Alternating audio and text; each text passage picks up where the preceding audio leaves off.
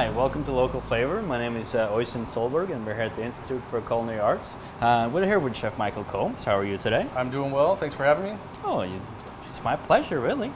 So, what do we have today? I think we're going to do I know we're going to do a caramel panna cotta. So, and very simple. Basically, we're not going to use any eggs or anything. It's like an eggless. It's like an eggless pudding kind of dessert. You can do. You don't have to. It doesn't have to be dessert. It can be savory as well. Yeah. So all I'm just adding here is half a cup of sugar and a quarter cup or a half a cup of water. No big deal. You're just gonna let just to kind of moisten it a little bit. Yeah. Okay. It doesn't have to be a perfect ratio. All we're gonna do is we're gonna cook it down for a little bit of time. But we got to be careful. We don't want to shake the pan too much because little crystals form on the side there. Yeah. And then they'll start to kind of like rock up. So you don't really want that. But otherwise, probably the most simplest thing you can do is just leave it alone. Yeah. And then you don't want it too high either, because once it gets to a certain point, you don't want to burn the sugar. Yeah. But you want it to caramelize and turn a nice golden brown. Beautiful. Beautiful. And so we got this going. This takes about maybe 10 to 15 minutes, depending on how high the heat you have it. You should, like I said, you don't really want it too hot. Just depends on the pot and your oven and all that stuff. Okay. Exactly. And so, perfect. Meanwhile, we're going to add some cream. We have a little bit of cream here. Cream just looks beautiful. It is. So we go. Probably won't get points on from Mary on this one. And a little bit of milk, regular whole milk. Beautiful. And so what we're going to do is we're going to get that going. We're going to scald it to get it nice and hot, because you don't really, what happens is this is going to be very hot. It's about, when it's done, the caramel will be about from 235 to 255. Yeah. That'll be the temperature of the sugar. And we're going to add this hot cream to it. You don't want it, it's going to fizzle up quite a bit. Yeah. But you don't want to add it to, you don't want to add cold cream to it, because then it'll just be like two different temperatures that are going to clash. It's just going to seize up. Exactly, and the sugar will just turn to like glass. It'll seize up, and you don't want that. You want it to be able to be kind of free flowing and to get in there. Beautiful. So, beautiful. Yeah.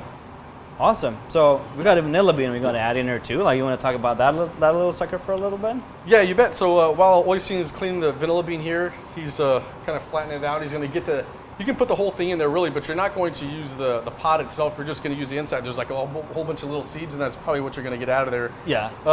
But vanilla is one of the most expensive spices out there. I think it's second in line to saffron being the most expensive. Yeah. And they're usually grown in hot climates. They come from a orchid, the only edible orchid in the world. Vanilla comes from, and they look like green beans. They're nice and green when they're growing. And what they are is they're harvested, and once they're harvested, they're kind of baked in a big oven, kind of just like a big clay oven, and then they're pulled out to dry, and then they're put into a warehouse kind of thing that has lots of airflow. Yeah. And every day the workers put it outside in the sun, and then they also put it back into the warehouse. So it's a lot of labor, and they do this every single day, and they lay them out one by one, so they're not on top of each other, and that's why they're so expensive. It's from a rare plant. Yeah. And it's also a lot of manual labor. A lot of manual labor, but it makes for awesome, delicious. Oh, it's so delicious. Nothing tastes like vanilla, in my opinion. There's nothing out there that tastes like vanilla. So you can see here, like, we just split the bean and then just scrape all those little seeds out of there. It looks like caviar, like a really fine caviar. Oh, it's beautiful. So you're just gonna pop that in and just kind of let it steep for a little bit. Awesome. Oh, it just smells delicious. The vanilla would just release more flavor, like once it gets a little bit hot. You get just more of those seeds out of the pot and all that shindigs. Even if you can let that sit overnight, like if you're making like a vanilla ice cream or something. Oh, good idea. Like, it really sets in, like, it gets to kind of get a lot of that flavor. Yeah, it gets real crazy. All right, so we got some caramel that we made a little bit earlier here. Yep, we kind of we got this all the way to the almost to the cracking stage right here. So it's a nice and kind of a nice golden, as you can see. It's already a little hard to kind of set up, but we got it right before that point. So what we can do is we can just reheat it. So we're getting it to that point to where it's more pliable. So we're going to, that way we can move it around, that sort of thing. Yeah. Worst case scenario, and it gets really hard, and it could happen here. It's a possibility anything can happen. If it does, we can still add that hot milk to it, and it may take a little more time, but it'll still dissolve in there. Yeah. And it'll be just fine. So don't freak out if it gets really hard, that sort of thing. You just let it take some time and do its work. Because like a normal panna cotta, like, it's just cream, sugar, gelatin, and what kind of whatever seasoning. Right. Like, so this is just a variation. This really. is more a dessert version. Like I said, you can do you can definitely do savory versions. You can do a tomato one. You can do a tomato panna cotta. You can serve with a salad. For sure. And some salmon, some smoked salmon. Sounds really great, actually. Cool. Around this time of year. There's all kinds of different things you can do with panna cottas. So, and it's like I said, it's eggless and it's also flourless. So it'd be great for gluten-free. It's great. For sure. It's great for gluten-free. You can do it ahead of time. So you can do this a couple of days ahead of time or a day ahead of time for a party. Oh, super Extremely easy. simple. It's very versatile. You can use it in all kinds of different plating techniques also. I'm so excited right now. Yeah, this is awesome. Okay, so the caramel is starting to soften up a little bit. Yeah, there you go. It's working. Mm-hmm. Oh, it looks beautiful. Okay, so we can try and just. Would you like the strainer? Yeah, we can just pour it on there. So. Okay, I'll hold this for you. It's getting pretty nice and warm. So this is the stage you want to be kind of careful. Like if the caramel is too hot, like it's gonna bubble up like crazy. So you want to make sure you got a big enough pot to fit it all. I just want to make sure to get all those little seeds in there. Yeah, we want to make sure those are the good things. When you see it's usually a sign of quality when you see those little brown or black specks in something that says vanilla ice cream, whatever. Those are vanilla seeds. That means they use real vanilla bean. Oh yeah. But if you don't have real vanilla bean, you can use. You can use extract as well. Use extract. Yeah. Mm-hmm. And there are different variations, like quality levels of extract too. They do contain alcohol. Yeah. That's what keeps it extends the shelf life of it, and it also cooks out when you. Yeah. You can see now the caramel is just starting to kind of soften up. So we're just gonna kind of keep heating that until it just all dissolves in there. One thing that you can do with vanilla beans, like after you made like ice cream or panna cotta or whatever it might be, like you can save the pod, rinse it off, and then pack it in sugar. Oh, good idea. And just let it sit there because like the sugar is just going to start drying it out. And then once you gather enough in there, just kind of blitz it up like in a food processor. Sure. And then you can just make like a vanilla powdered sugar out of it. And like it's great for seasoning up stuff. Like good idea. Yeah, sugar cookies. You can use it for coffee. Or just put it in a bottle of rum or something. Like good idea. Like you can infuse a lot of stuff. Even you can use it 2-3 times and you still get enough flavor out of it. Awesome. Because like it's so pricey, you just want to make sure you kind of get that's a really good idea. Bang for your buck out of it. Because I don't know, I think when you buy these at the grocery store, they're depending on like $8 to $10 a piece or something. That's so like crazy. Hell yeah. So a like bean. Yeah. But like one bean just goes a long way. So like it's pretty nifty. Okay, so we're just gonna keep heating this up until the caramel just all dissolves in there. We're just gonna hear a couple of words from Mary Watson. She's a registered dietitian.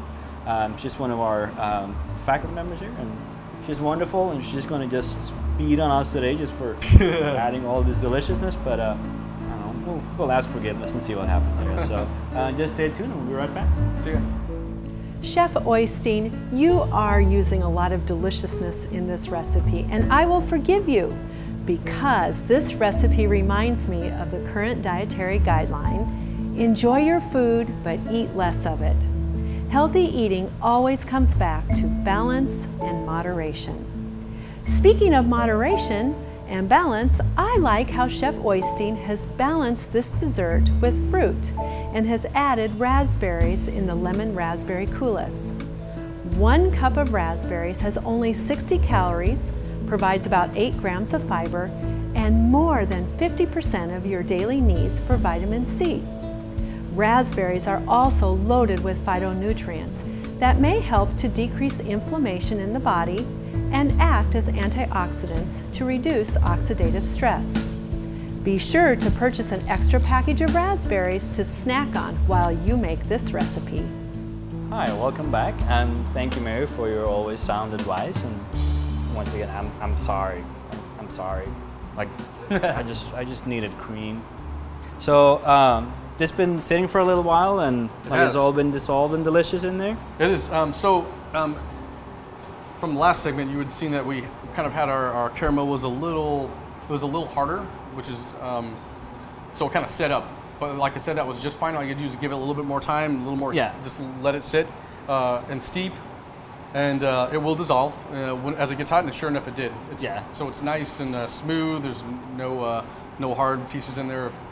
caramel or anything. So basically what we have now is just a very loose caramel sauce. Exactly, that's what we have. Yeah. And so what we're going to do now is we're going to tighten it up. We're going to give it something to bind because we're not using egg yolks because we're not making a pudding or anything. If you added egg yolks to it, you can make a pudding out of it very easily and some cornstarch. But anyway, we have some gelatin here, and we used sheets for this. So we're going to add some gelatin, which is going to help set it up. Here's some sheets here. You can also use the powder. Yep. And but we have sheets here, and it is 1 tablespoon of powder that equals 3 sheets of this gelatin, and this is 160 bloom. That's like the rate at which it. The strength at which exactly. It says, yeah. The strength of the gelatin, and can I just buy sheets like this just at the grocery store? Like they got it most. You bet. You'll mostly find the granulated though. Yeah. And it's usually about 160 bloom, so that's. You really probably don't have to worry about that as far as the bloom and that sort of thing. It's more for like professional purposes. Like us, we use different ones, 180, 300 bloom, things like that for things that we really want to set up. Yeah. But so what I'm going to do is we've basically set this in some just some water, plain old water. You can do it one of 2 ways. You can even add this to the milk and let it set from the milk also. But we added it to water, which is just fine. There's nothing wrong with it. You see, it's just kind of puffed up a little bit, like it's. And that's what you want. You want it to basically soak up some of the water, and so it's not. So because if you would add that to it, you have to wait a while, and sometimes it'll just be like big pieces, especially with powder. It can kind of coagulate and have these little pieces in there. So I'm going to add this in there now. Got some there. It's beautiful. Yeah, like gelatin just melts. And it melts. Yeah, it's right away. It's super fast. Like it's just a little bit higher than body temperature, and then it just melts. Yes. So like that'll just. Like you won't even know who's there. Nope, look, and it's already, and there's other forms of, if you're completely vegan and you don't want to add regular gelatin, you can add agar-agar. Yeah.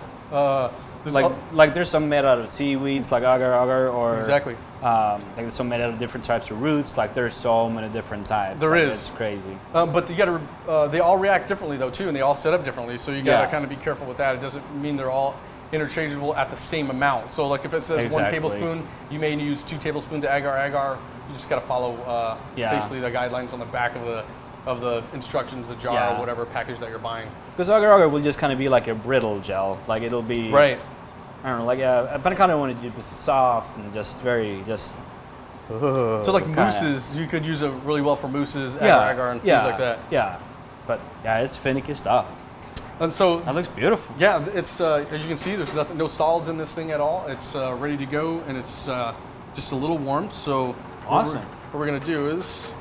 All right, so we got this fun little contraption. It looks like a regular strainer, but it's really just a soup dispenser. So like when we're plating like 100 and something soups, like we just go like this. It's super handy. You can use a ladle too. If you don't have one of these fancy things, you can just use a ladle and it works just as well. This is just very fancy. We like showing off. Yes. And beautiful. Here we go. Normally you can just do this in the fridge because like you don't want to be moving it around too much after you get it like in the bowl. But like you can set this in just about anything. Like it's not going to see any heat. So like you can set it up in a champagne glass or a martini glass or whatever you might be, and it'll work out great. Like, right. You can do individual portions like in one of these. And Totally. But you see here, like there's some bubbles still floating in there. There's a little trick to that, isn't there? There's all sorts of tricks.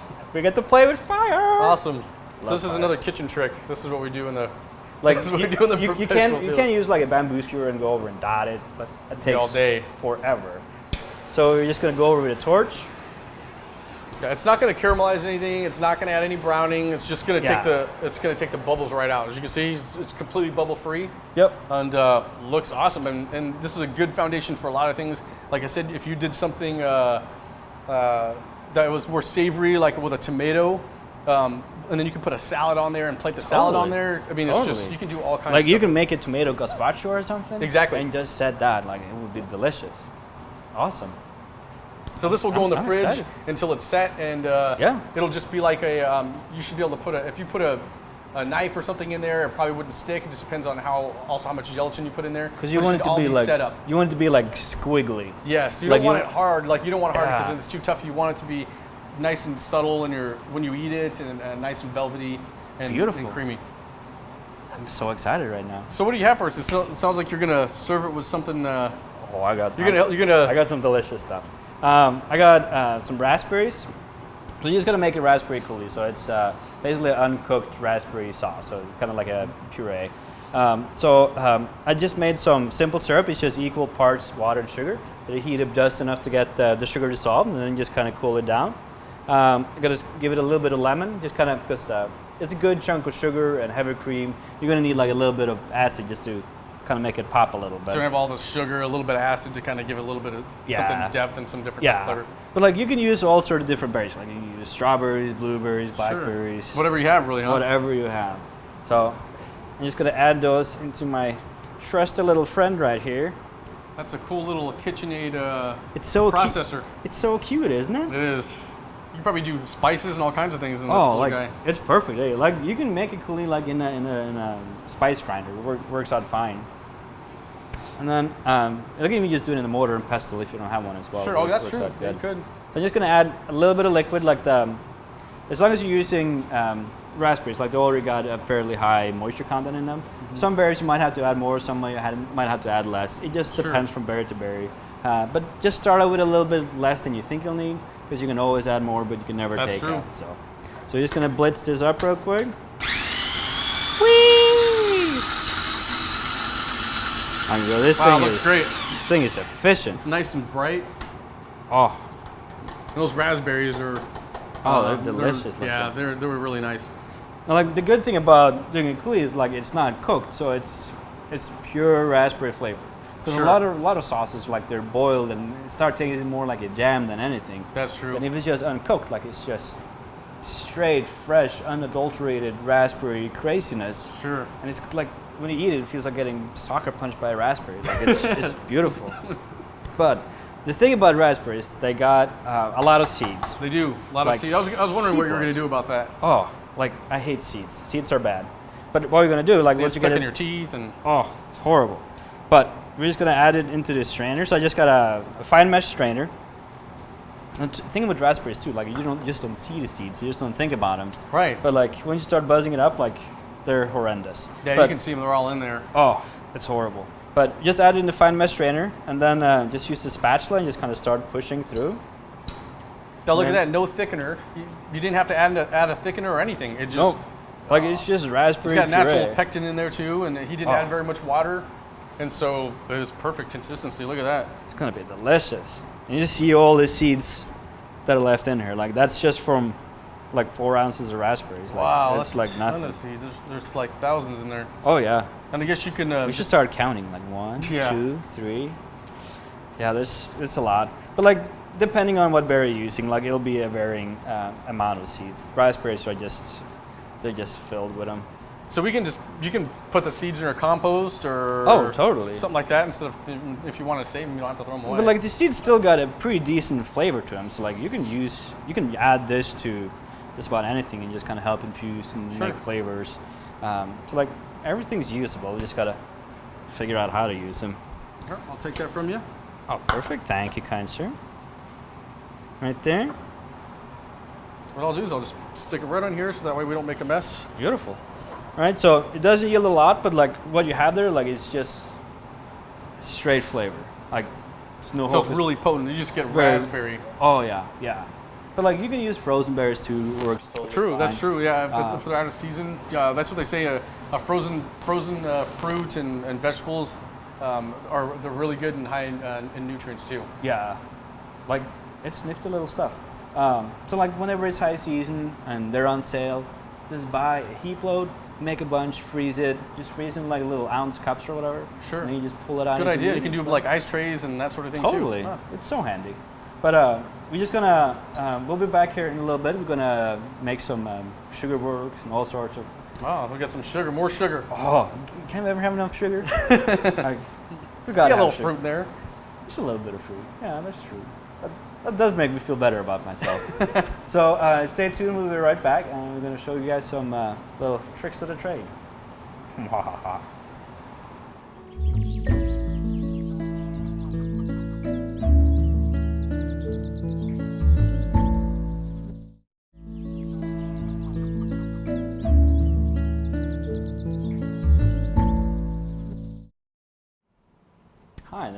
here again at the Institute for Culinary Arts, where we're going to start wrapping up this cream sugar frenzy we got going on. Awesome. With a little bit of raspberries on it. We gotta have some fruit on there for Mary. Just a little bit, just a little bit.